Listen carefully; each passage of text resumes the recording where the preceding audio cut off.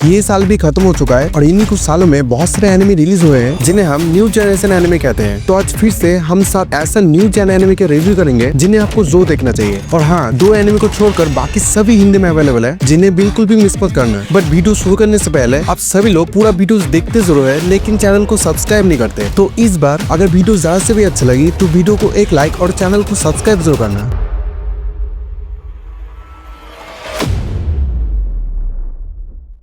Hollywood की एक popular series दी boys अगर देख रखी है और अगर वो पसंद आई थी तो ये एनिमे भी आपको डेफिनेटली पसंद आएगी, जिसका नाम है गो गो लूजर रेंजर। एनिमे की कहानी एक ऐसे दुनिया पे है जहाँ रेंजर्स पूरी दुनिया को एज ए हीरो डोमिनेट करता है और क्विकली एक दिन मॉन्स्टर्स इस दुनिया पे आते हैं और पावर रेंजर्स के साथ लड़ता है और हर बार हार जाता है। और ये सब कुछ एक शो की तरह दिखाया जाता है और हर कोई इसे एंजॉय करता है। पर उन्हीं मॉन्स्टर्स में से एक मॉन्स्टर जो कि इस एनिमे का मेन प्रोटैगनिस्ट है, इस पूरे सिस्टम को बदलना चाहता है और इन रेंजर्स के डार्क साइड को पूरी दुनिया के सामने लाने की कोशिश करता है।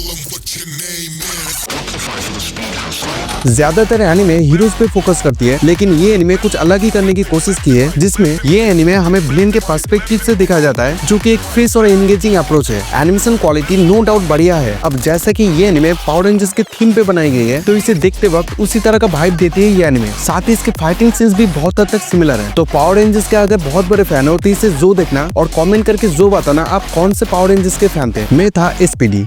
कॉमेडी एक ऐसा जॉनरा है जो किसी को पसंद आती है तो किसी को नहीं, और उसी जॉनरा में अगर थोड़ा सा एक्शन और जीनी का ट्विस्ट मिला दिया जाए तो हमें जो एनिमे देखने को मिलता है उस एनिमे का नाम है बुचिग्री। कहानी आराजिन नाम के एक लड़की के अराउंड घूमती है जो कि अपनी पढ़ाई पूरी करने के लिए अपने होम टाउन वापस आता है। पर इस बंदे का कुछ अलग ही मोटिव होती है कि किसी तरह यहाँ पे एक लड़की को पटा के अपनी वर्जिनिटी लूज करना होता है। पर कहानी में ट्विस्ट तब आता है जब ये बंदा 2 गैंग वॉर के बीच फंस जाता है और एक दिन अचानक से उसे एक जिनी मिल जाती है और कहानी पूरी तरह से अलग ही मोड़ ले लेता है। अब जिन्हें कॉमेडी एनिमे देखना बहुत ज्यादा पसंद है उनके लिए ये एनिमे तो परफेक्ट है। साथ ही इसमें आपको hand to hand fighting scenes देखने को मिलती है जो कि काफी बढ़िया है। अब जैसे कि इस एनिमे को मापा स्टूडियोज ने एनिमेट किया है तो नो डाउट एनिमेशन क्वालिटी काफी इंप्रेसिव है। तो अगर आपको जीन या सुपर नेचुरल टाइप एनिमे देखना बहुत ज्यादा पसंद है तो इसे जो देखना।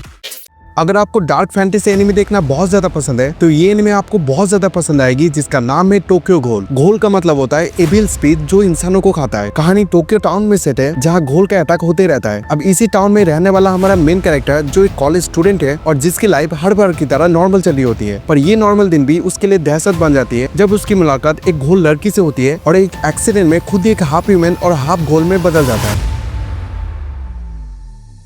ये एनिमे आपके उन सभी फ्रेंड्स को शेयर करना जो ये कहते हैं कि एनिमे सिर्फ बच्चों के लिए होता है, क्योंकि कुछ एपिसोड्स देखने के बाद आपको समझ में आ जाएगी कि इसके ब्रूटल सीन्स किस लेवल पे है। एनिमे की फाइटिंग सीन्स विजुअली इंप्रेसिव है और डार्क और ग्रिटी एनिमेशन स्टाइल स्टोरी के टोन को परफेक्टली मैच करता है, जिससे ये एनिमे देखने में और मजा आता है। इसमें न्यूडिटी तो कुछ भी नहीं है, ब्रूटल सीन्स की वजह से ये एनिमे सिर्फ 18+ है। तो इसे जरूर देखना अगर डार्क और हॉरर टाइप कुछ देखना चाहते हो तो। एक ऐसा एनिमे जिसका रिकमेंडेशन मुझे बहुत ज्यादा आ रहा था और जब मैंने देखा तब मुझे समझ में आया कि ये एनिमे कितना बवाल हो सकता है अगर इसका अनरेटेड वाला टैग हट जाए। मैं बात कर रहा हूँ एपोथेकेरी डायरीज एनिमे की, जिसमें हमारी मेन कैरेक्टर माओ एक इंटेलिजेंट और क्यूरियस एपोथेकेरी यानी कि एक मेडिसिन बनाने वाली होती है जो एक रेड लाइट डिस्ट्रिक्ट में रहती है। पर कहानी में ट्विस्ट तब आता है जब उसे इंपेरियल पैलेस में एक सर्वेंट के रूप में काम करने के लिए किडनैप कर लिया जाता है। तभी उसे पता चलता है कि क्वीन के बेटे को किसी ने पॉइजन दे दिया है और तभी माओ छुपके से उसकी मदद करने की कोशिश करती है। उसके बावजूद वो एम्परर की नजर में आ जाती है और उसे एक पॉइजन टेस्टर बना दिया जाता है।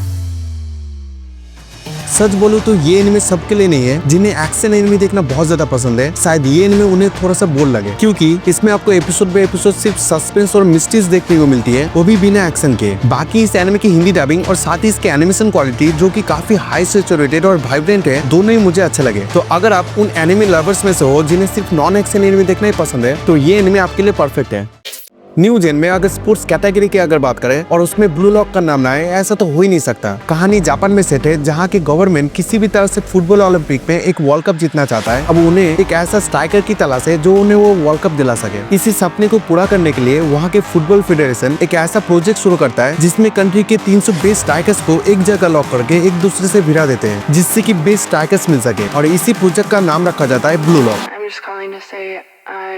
जैसे कि सुनने में पता चल रहा है कि ये एक एलिमिनेशन प्रोसेस है जिसमें आपको खुद की स्किल्स को इम्प्रूव करते हुए हर एक लेवल को पार करते हुए जाना है, जिस वजह से इसमें टीम वर्क का जो सिस्टम है वो खत्म हो जाती है और इसी वजह से ये एनिमे बाकी स्पोर्ट्स एनिमे से अलग बन जाता है। इस एनिमे का डबिंग कहो या एनिमेशन क्वालिटी दोनों एकदम टॉप गियर में चलता है। अगर आपने अभी तक कोई भी स्पोर्ट्स एनिमे नहीं देखा या देखने की सोच रहे हो तो सबसे पहले इससे जाके देखो, क्योंकि फर्स्ट एपिसोड देखने के बाद आप इसमें इतना ज्यादा हुक्ड हो जाओगे कि देखते देखते फर्स्ट सीजन कब खत्म हो जाएगी आपको पता भी नहीं चलेगा। अब तो इसके सीजन 2 भी आ चुका है, तो जल्दी से जाके देखो और कमेंट करके जो बताना आपका फेवरेट कैरेक्टर कौन सा है। मेरा है नागी।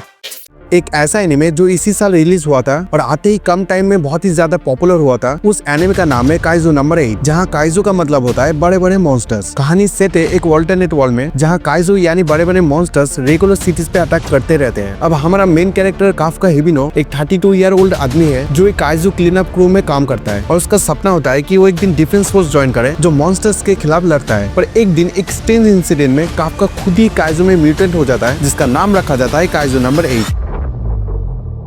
अगर आपने माय हीरो एकेडमिया AOT जैसे मास्टरपीस को पहले देख रखी है तो ये एनिमे भी उसी की तरह फील देती है। मैंने इसे हिंदी डब में देखा था और सच में क्रंचरोल वालों ने क्या ही डबिंग की है, मुझे तो काफी पसंद आया। सिर्फ डबिंग ही नहीं, इस एनिमे का एनिमेशन क्वालिटी और एक्शन सीन्स दोनों एकदम जबरदस्त है। तो इस एनिमे को जो देखना और कमेंट करके जो बताना क्या आप भी इसके सीजन 2 का वेट कर रहे हो या नहीं।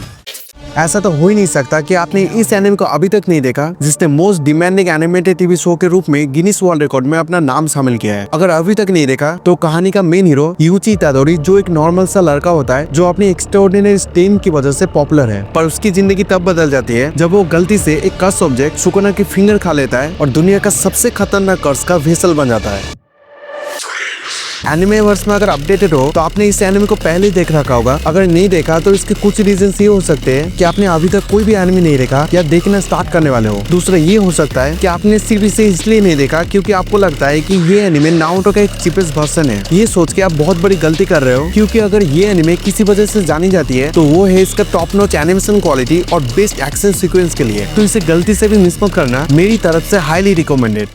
तो ये थे टॉप 7 न्यू जेन एनिमे जिन्हें आपको जो देखना चाहिए। अगर वीडियो ज्यादा से भी अच्छी लगी तो वीडियो को एक लाइक और चैनल को सब्सक्राइब जरूर करना और इसी तरह के और भी एनिमेज देखना चाहते हो तो स्क्रीन पर दोनों वीडियोस को चेकआउट जरूर करना।